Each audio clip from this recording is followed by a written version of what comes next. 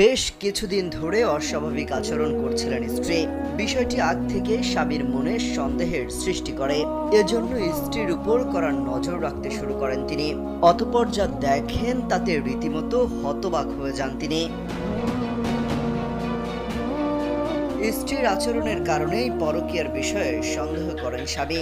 এ নিয়ে দুজনের মধ্যে অশান্তিও হয়েছে অনেক। ফলে সন্দেহের বশে স্ত্রীর পিছু নিয়ে একটি হোটেলে পৌঁছান স্বামী। এরপর সেখানে স্ত্রীকে পুলিশের সঙ্গে আপত্তিকর অবস্থায় হাতে নাতে ধরে ফেলেন। শনিবার ভারতীয় সংবাদ মাধ্যম এনডিটিভির এক প্রতিবেদনে এই তথ্য জানানো হয়েছে। অন্যের কালো বইয়ের দিকে নজর দেওয়াটাই হচ্ছে প্রতিবেদনে বলা হয়েছে, স্ত্রীর এমন কাণ্ড দেখে নিজেকে সামলাতে পারেননি তিনি।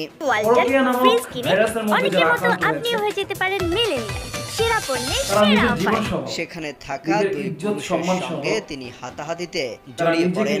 এরপর থানায় অভিযোগ করেন। অভিযোগের ভিত্তিতে স্ত্রী সহ দুজনকে গ্রেফতার করেছে পুলিশ। এমনটি আপনারা দেখছিলেন ভিডিও শুরুতে। জানা গেছে, ভারতের উত্তর প্রদেশের কাশগঞ্জ এলাকায় এমন ঘটনা ঘটেছে। ওই স্বামী স্ত্রী দুজনেই পেশায় চিকিৎসক। প্রতিবেদনে বলা হয়েছে, বৃহস্পতিবার রাতে স্ত্রীর পিছু নিয়ে পরিবারের সদস্যদের সঙ্গে হোটেলে যান স্বামী। এরপর দরজা খুলতেই থ হয়ে যান তিনি। ভেতরে দুই পুরুষের সঙ্গে আপত্তিকর অবস্থায় স্ত্রীকে দেখে ফেলেন।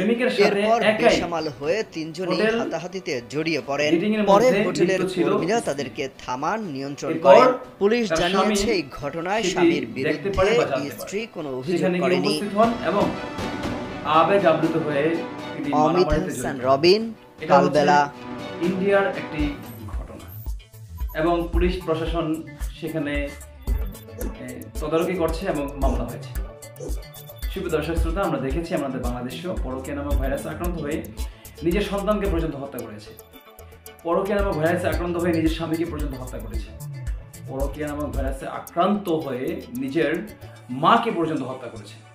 পরকীয়া নামক ভাইরাসে আক্রান্ত হয়ে নিজের সমাজকে ধ্বংস করেছে এবং কি নিজের সন্তান, স্বামী সবকিছুকে ত্যাগ করে একটা সময় দেখা গিয়েছে পরকীয়া স্বামীকে পাওয়ার জন্য বেকুল হয়েছে। একটা সময় যেটা দেখা গিয়েছে, যার সাথে পরকীয়া করেছে তিনিও তার থেকে উধাও হয়ে গিয়েছে। ভালো থাকুন, সতর্ক থাকুন, পরকীয়াকে এড়িয়ে চলুন। আসসালামু আলাইকুম ওয়া রাহমাতুল্লাহি তাআলা ওয়া বারাকাতুহু।